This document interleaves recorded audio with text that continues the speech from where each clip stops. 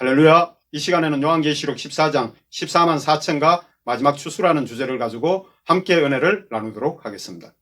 요한계시록 14장을 보면은 처음 익은 열매에 대해서 언급하고 있는데 이는 그 수를 14만 4천이라고 하고 있습니다. 먼저 14만 4천 명에 대한 그 수에 대해서 알아보도록 하겠습니다. 요한계시록 14장 1절 내용을 보면은 또 내가 보니 보라 어린 양이 시온산에 섰고 그와 함께 14만 4천이 서 있는데 그들의 이마에는 어린 양의 이름과 그 아버지의 이름을 쓴 것이 있더라. 보라 어린 양이 시온산에 섰고 해서 시온산은 이스라엘 땅과 민족을 상징하나 여기서는 영적인 이스라엘을 의미합니다. 즉 신구약을 통해서 구원받은 자들을 가리킵니다.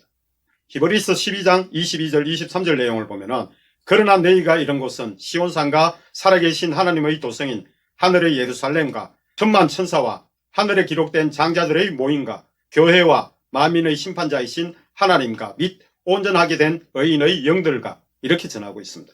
이와 같이 시온산이 의미하는 것은 천국을 가리키는 것으로서 하늘에 기록됐다고 한 것은 하늘의 생명책에 기록된 구약의 장자들의 모임과 신약의 교회인 성도 모두를 가리킵니다. 그리고 어린 양과 함께 선 이들의 수가 14만 4천이라고 한 것은 요한계시록 21장에 잘 나타나 있습니다. 크고 높은 성곽이 있고 12문이 있는데 문에 12천사가 있고 그 문들 위에 이름을 썼으니 이스라엘 자손 12지파의 이름들이라. 동쪽의 세 문, 북쪽의 세 문, 남쪽의 세 문, 서쪽의 세 문이니 그 성의 성곽에는 12기초석이 있고 그 위에는 어린 양의 12사도들의 12이름이 있더라. 그 성곽을 측량하며 144규빗이니 사람의 측량 곧 천사의 측량이라. 그러므로 요한계시록에서는 구원받은 구약의 이스라엘 지파도 14만 4천, 신구약 구원받은 모든 자의 수 또한 14만 4천으로 구원받은 자들의 수를 상징하는 것입니다. 이는 그들의 이마에는 어린 양의 이름과 그 아버지의 이름을 쓴 것이 있더라. 이 내용이 그것을 증명하고 있습니다. 이는 신약의 예수 그리스도의 이름과 구약의 하나님 이름을 의미하는 것입니다. 요한계시록 14장 2절을 보면은 내가 하늘에서 나는 소리를 들으니 많은 물소리와 같고 큰 우레소리와도 같은데 내가 들은 소리는 검은고 타는 자들이 그 검은고를 타는 것 같더라. 이는 구원받은 14만 4천 명이 하늘에서 찬송하는 소리로서 많은 물소리나 큰 천둥소리와 같은 웅장한 소리를 가리킵니다. 그리고 현악기인 수금이나 하프, 검은고 같은 소리로 들려진 것은 그들이 찬송을 하고 있기 때문입니다. 요한계시록 14장 3절 내용을 보면은 그들이 보좌 앞과 내 생물과 장로들 앞에서 새 노래를 부르니 땅에서 속량함을 받은 14만 4천 밖에는 능히 이 노래를 배울 자가 없더라. 이는 구원받은 14만 4천 명이 하나님 보좌 앞에 서서 찬송하고 있는데 내 생물과 장로들 앞에 서서 새 노래로 찬송하고 있는 이 모습은 구원에 대한 감사의 새 노래로 찬송하고 있는 것으로 추정이 됩니다. 그래서 땅에서 속량함을 받은 14만 4천 밖에는 능히 이 노래를 배울 자가 없더라 한 것입니다. 요한계시록 14장 4절 5절 내용을 보면은 이 사람들은 여자와 더불어 더럽히지 아니하고 순결한 자라. 어린 양이 어디로 인도하든지 따라가는 자며 사람 가운데서 속량함을 받아 처음 익은 열매로 하나님과 어린 양에게 속한 자들이니 그 입에는 거짓말이 없고 흠이 없는 자들이더라.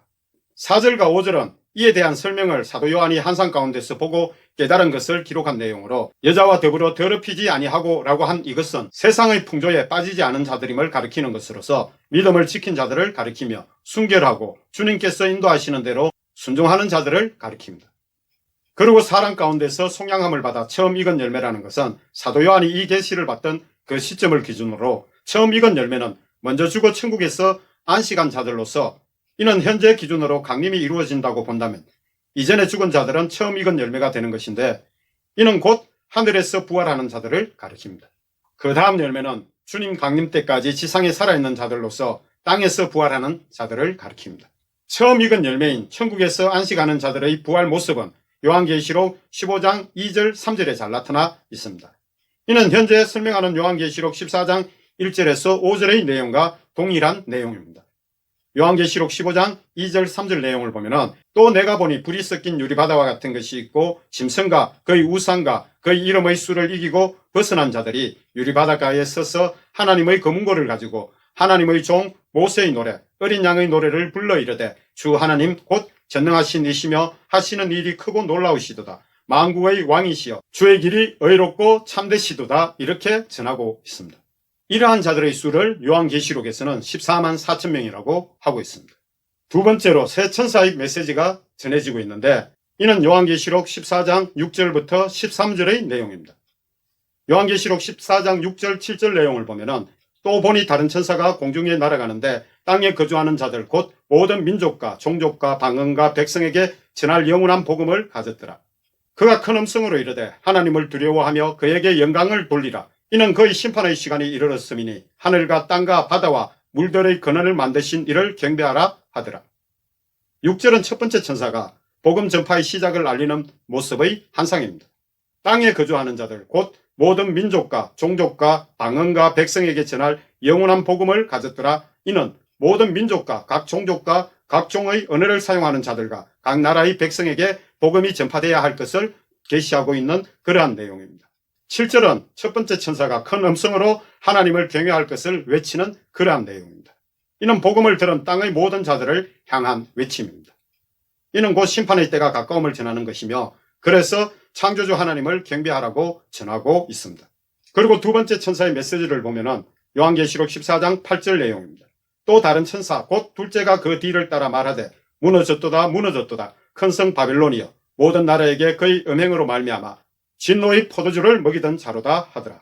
8절은 또 다른 천사 곧 둘째 천사가 그 뒤를 따라가면서 말하기를 모든 나라에 음행을 하던 바벨론의 멸망을 알려주고 있는 그러한 내용입니다.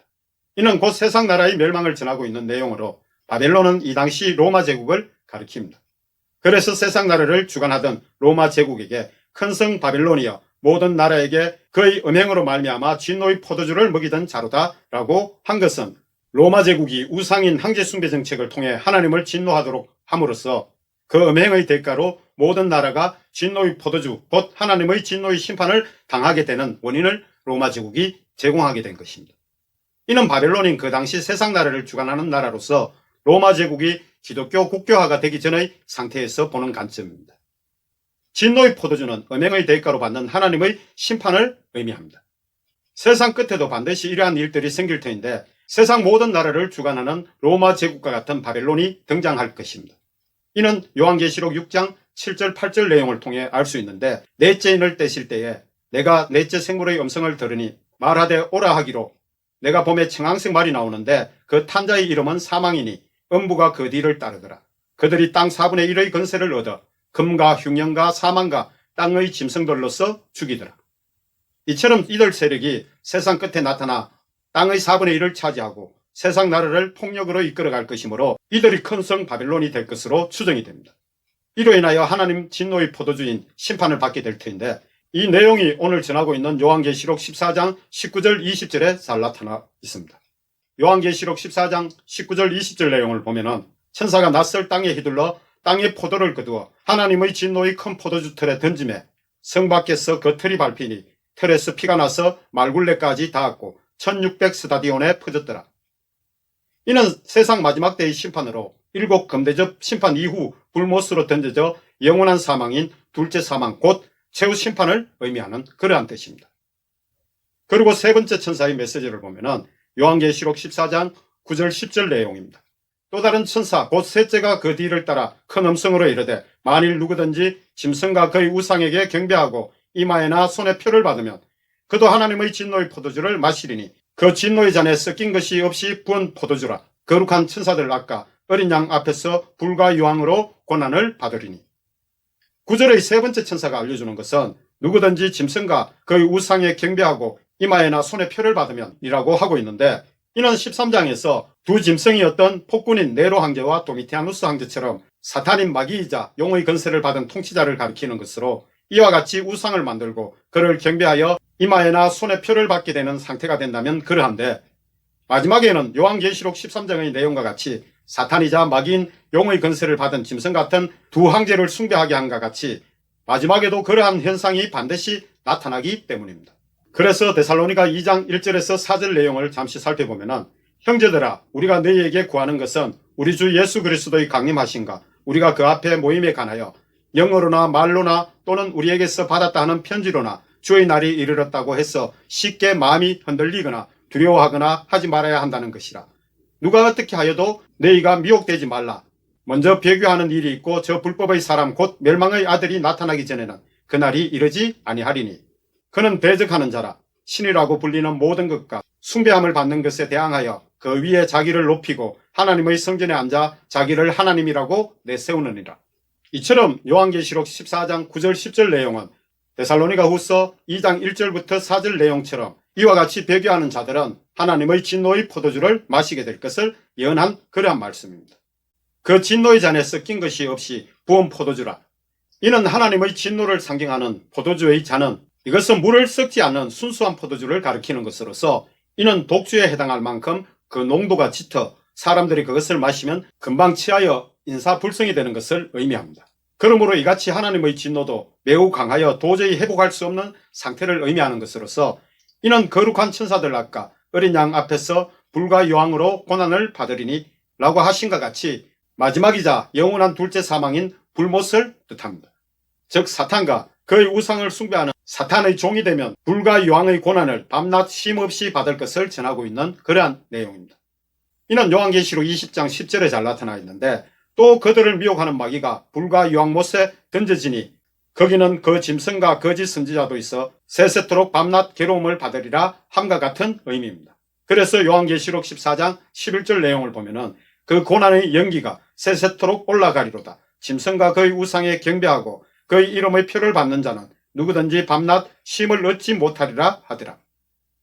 결국 하나님에 대한 신앙을 지키지 못하고 사탄인 마귀에 속하여 그의 짐승의 우상을 경배하고 그 이름의 표를 받으면 그는 밤낮 쉼을 얻지 못하리라 하심처럼 마지막 심판 전에 배교한 자들은 천국에서 안식하는 자들과 달리 모두 지옥의 불과 여왕의 못에서 밤낮 고통으로 인하여 쉼을 얻지 못할 것을 가리키며 또 마지막 환난 때를 사는 자들 가운데 하나님에 대한 신앙을 저버리고 배교한 자들은 곧바로 영원한 불못에 들어가 둘째 사망인 영원한 사망을 맞이하게 될 것을 의미하는 그러한 내용입니다.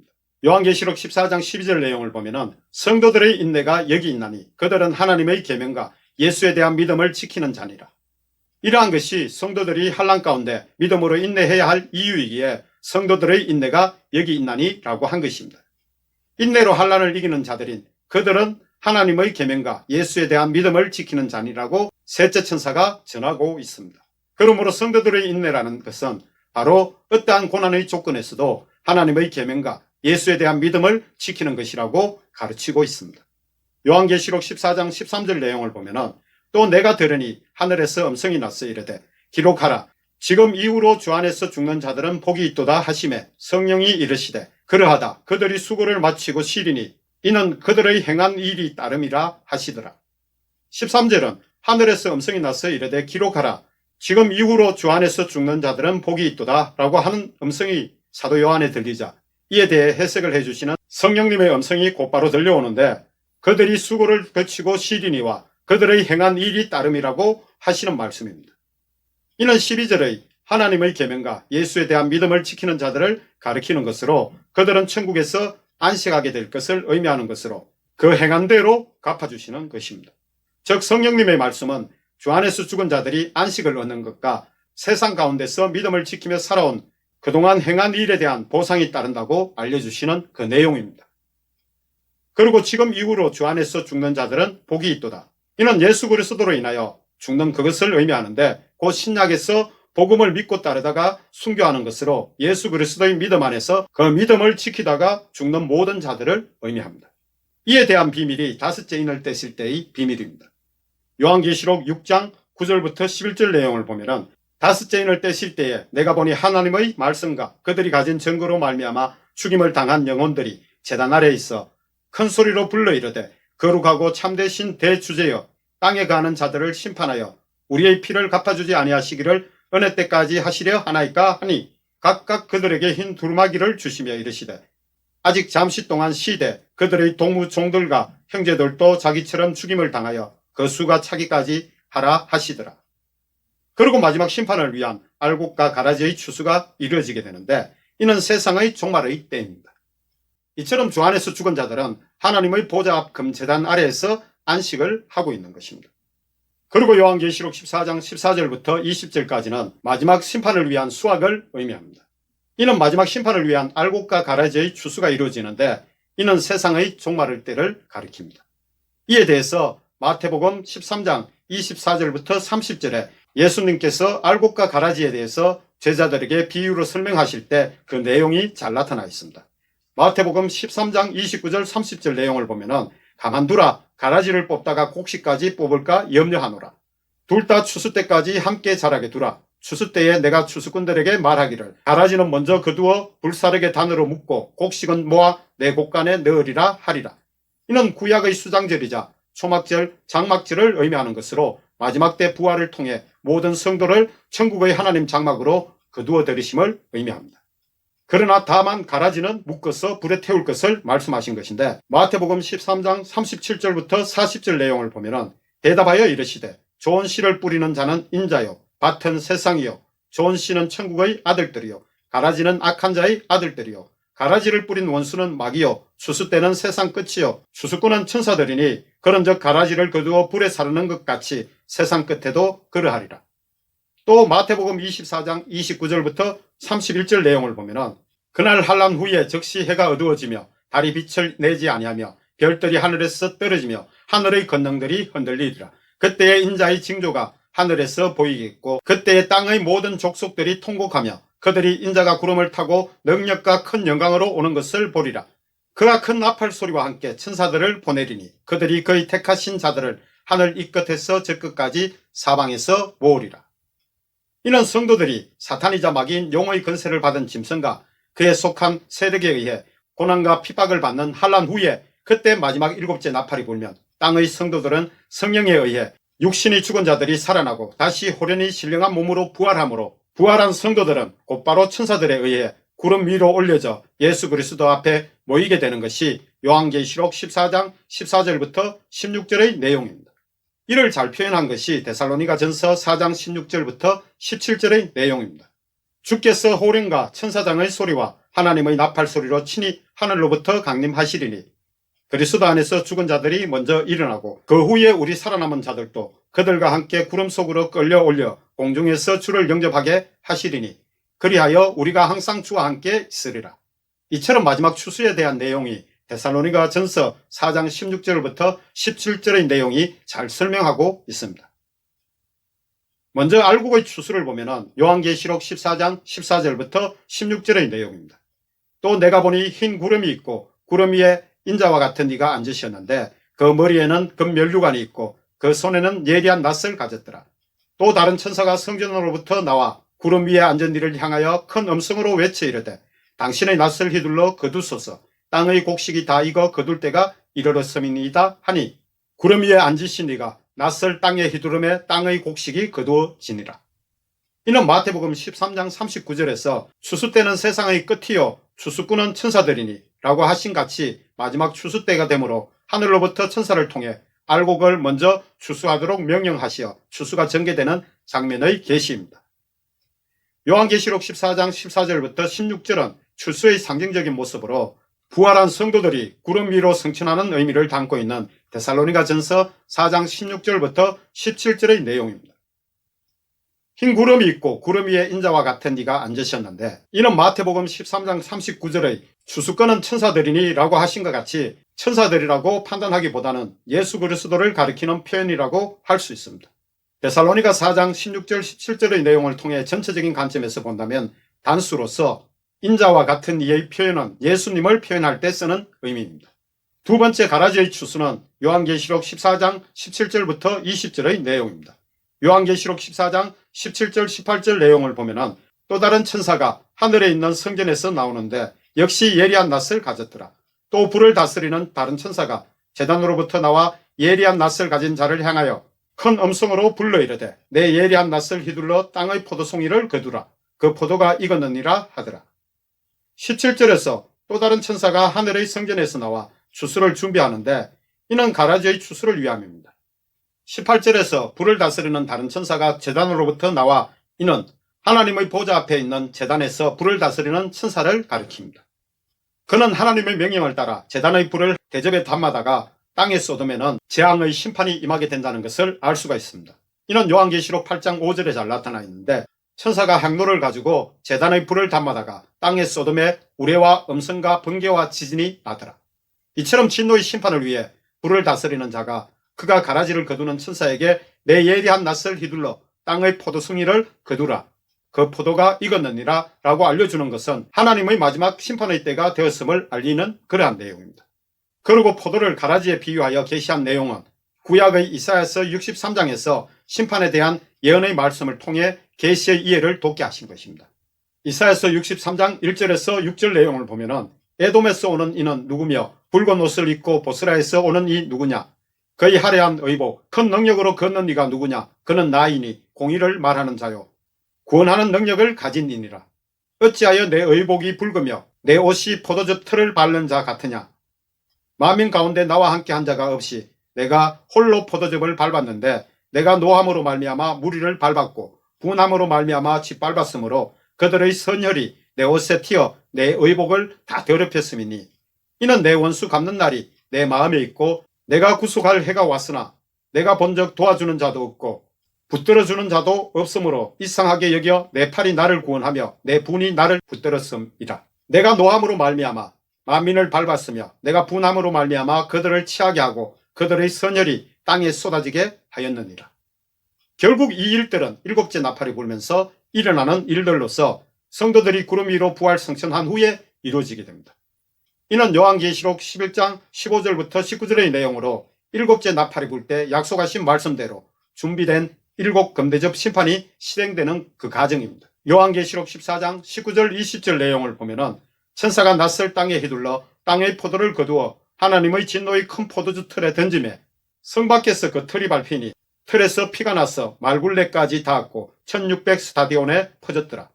이처럼 저 포도주를 하나님께서 피로 비유하셨기에 구약 제사법에서 전제를 드릴 때에 포도주를 사용한 이유는 피를 상징하기 때문에 그러한데 이러한 가라지에 비유한 붉은 포도를 불을 다스리는 천사가 낫을 가진 천사에게 거두기를 명령한 것은 알곡인 성도들은 이미 부활을 통하여 먼저 거두어 들여서 구름 위로 올리신 후 가라지인 포도를 거두어 하나님의 진노의 큰 포도주 틀에 던져 넣게 되는데 이것이 일곱째 나팔을 불 때 알곡인 성도들의 부활 성천 이후에 이어지는 일곱 금대접 심판과 마지막 불못 심판의 의미인 죽임을 뜻하는 피를 상징하기 때문입니다.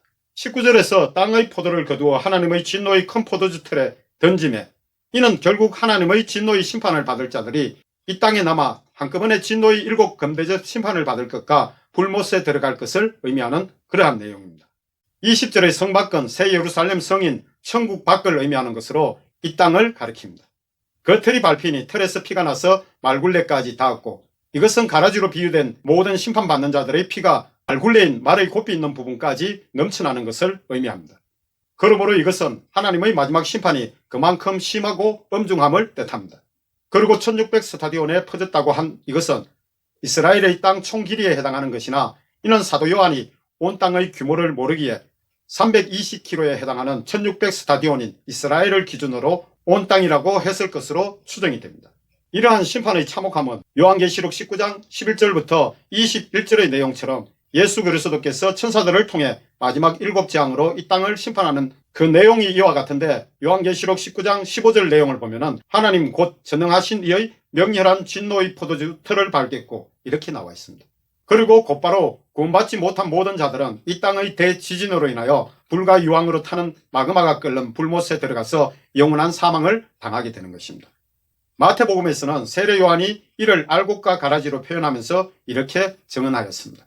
마태복음 3장 12절 내용을 보면은 손에 키를 들고 자기의 타작마당을 정하게 하사 알곡은 모아 곡간에 들이고 죽정이는 꺼지지 않는 불에 태우시리라.